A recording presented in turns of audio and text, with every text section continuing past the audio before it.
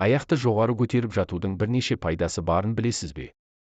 Мүмкін күнделікті 20 минут аяғыңызды көтеріп жату соншалықты пайдалы деп ойламассыз. Бірақ сол 20 минут сіздің бойыңыздағы бірнеше дерттің дендеуінен сақтайды десек, сенесіз бе? Сіз де мұны біле жүріңіз. Жүректің жұмысы туралы бір сәтке болсын ойланып көрдіңіз бе? Күніне қаншама жұмыс атқарады? Бойыңыздағы қанды айдап, тырнақ ұшына дейін жетуін қамтамасыз етеді. Кейде қан айналымы өз жұмысынан жаңылып, аяқта варикоз пайда болуы мүмкін. Сізде де келеңсіздік байқалса, бірден аяқты көтеріп жатыңыз. Жаттығумен денеңіз сұлуланып, не болмаса аяғыңыз әдемі болып кетпей. Алайда аяқтағы тамырлардың кеңеюінің алдын алады. Жаттығу қалай жасалады? Шалқаңыздан жатып, аяғыңызды жоғары көтеріп, қабырғаға тіреңіз.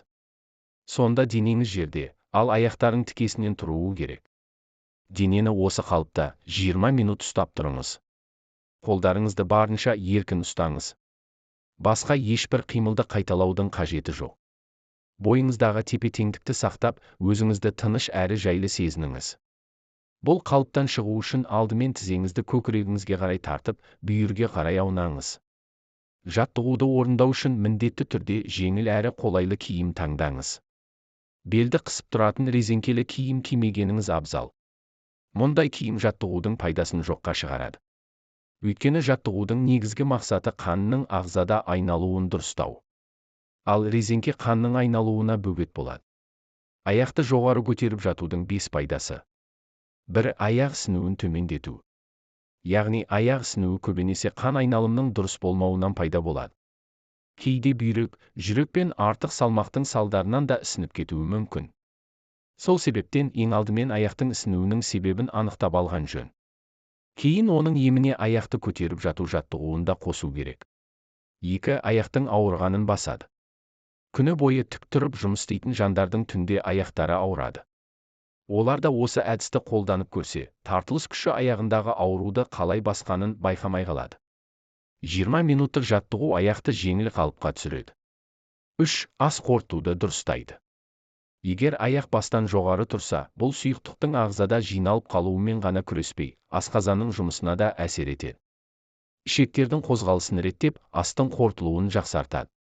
Іш қату сынды мәселеде оң шешімін табады. Ішкі ағзаңызды тазалағандықтан жүзіңіз де құлпыра түседі. 4. Жүйке жүйесін тыныштандырады. Жаттығу тыныс алуды да қалыпқа түсіреді. Дененің осылай тұрысы барынша көп ауа жұтуға көмектеседі. Мұның нәтижесі біз бір қалыпты тыныс ала бастаймыз. Бұл жүйке жүйесіне де тыныштық сыйлап, іш мойын бұлшық етіне түсетін күшті басады. 5. Жан тыныштығы. Жаттығу мидың оттегімен барынша толтырып, оны тыныштандырады. Тән мен жанда тыныштық пен үйлесімділік орнайды. Жаттығуды күн сайын жасасаңыз, көп өтпей-ақ жағдайыңыздың жақсара түскенін байқайсыз. Тағы да ескеретін жағдай. Егер сіздің беліңізде жарақат болса, бұл жаттығуды жасамағаныңыз дұрыс. Мұндай кезде өзіңізге ыңғайлы болу үшін беліңізге жастық қойып жасау ұсынылады. Видео ұнаса арнама тіркеліп, өз пікіріңізді білдіре кетіңіз. Сіздің ойыңыз біз үшін өте маңызды. Рахмет.